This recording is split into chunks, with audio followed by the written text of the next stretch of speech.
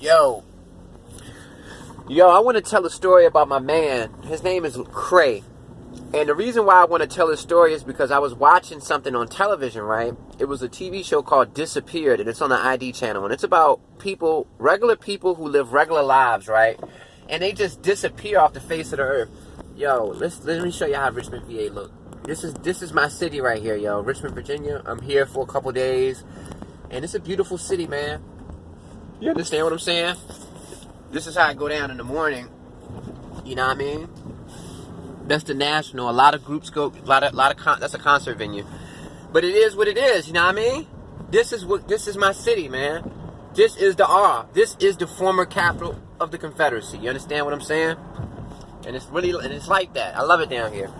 But like I said, I was watching this TV show called Disappeared, and I like that show because it really shows you the reality that people disappear. People literally vanish into thin air, right? So my man, Cray, I met him in the hood. See, my sister, we have different fathers, and my sister has a different experience in life than I do. When my sister was 16, she got pregnant with her first child. My sister was attracted to the street life. My sister's in her early 40s. So all throughout the 90s, early 2000s, mid-2000s, 2010s, she lived in the projects and in the hood. So one of the neighborhoods that she lived in, she lived on a street called Gun Street. If you don't believe me, Google it. Gunn Street, Richmond, Virginia, Gun Street. The name of the street was Gun Street. It was going down. But there was a cool guy on the block a couple houses away, right? His name was Lander Freeman. And I always thought he was cool because he was a guy that worked a job. And working a job, that was something unusual in that neighborhood because most of the people in the neighborhood either didn't work, they were hustling, or they just hung out all day and didn't do any work. You know, it was like it was the hood. There was really not a lot of people working in that area. So I gravitated to him because he wasn't a tough guy. He wasn't your stereotypical hood dude. He was a regular guy that liked to work. He was funny. He was cool. And he was the neighbor.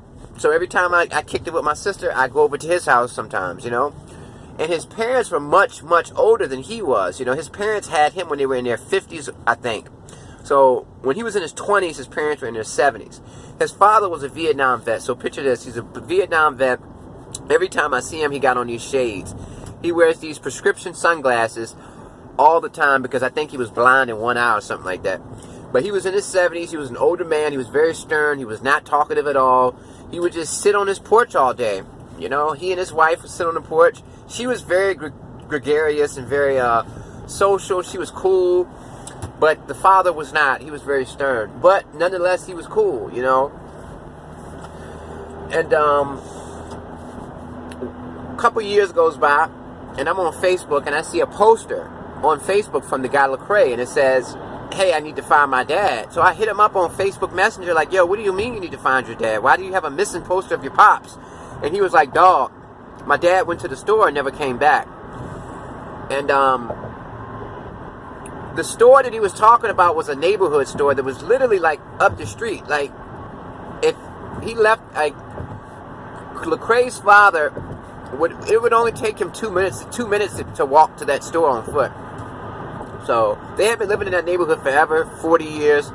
That store was a landmark. They walked to the store every day. But one day he walked to the store and he never came back. And then as time went on, I'm seeing it on the news. Missing man, elderly man, Vietnam vet. He walked to the store and he never came back. And as time went on, as the years went on, I never really got close to Lecrae again. After my sister moved from that neighborhood, I only kept in touch with him on Facebook. But I would pay attention to him on Facebook and see him posting things like, I miss my pops. I can't believe my pops is still gone. I just want to know where you are. And it broke my heart because I knew this man. I had a relationship with his father. And the idea of this guy just walked to the store and never came back, and 10 years has gone by. It's been 10 years since that happened. Nobody's seen him. Nobody know what direction he went in. He went to the store, and literally 10 years has gone by, and we don't know where he is till this day. And that's the first time I've ever experienced that. Even though I didn't experience that myself, somebody else experienced it, and I'm just observing them experience it.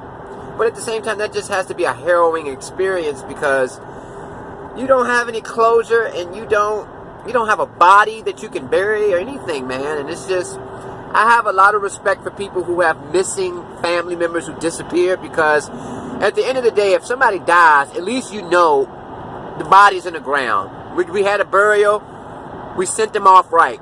But if somebody just walked, you know, they're doing their normal routine, hey, I'm going to the store, be back, and they never come back, what do you do? How do you move on? And I think one of the reasons why Lecrae was able to move on, and I don't know, I see him on Facebook, he looks like he's doing good. He has a bunch of kids, he has like 10 kids himself, so I think the fact that he has so many children is what helps him cope with that situation. But yeah, man, I knew a man that disappeared. He was a cool guy, he was an old school guy, he was an elderly man. This was about 2010 when I was out there with him. He was in his 70s. He was a Vietnam vet. He was a cool guy. He was a stoic, stern guy that never talked, never joked, but he was cool nonetheless. And he went to the store one day and never came back. So salute to you, Cray. If you ever see this, man, salute to you, baby. Peace.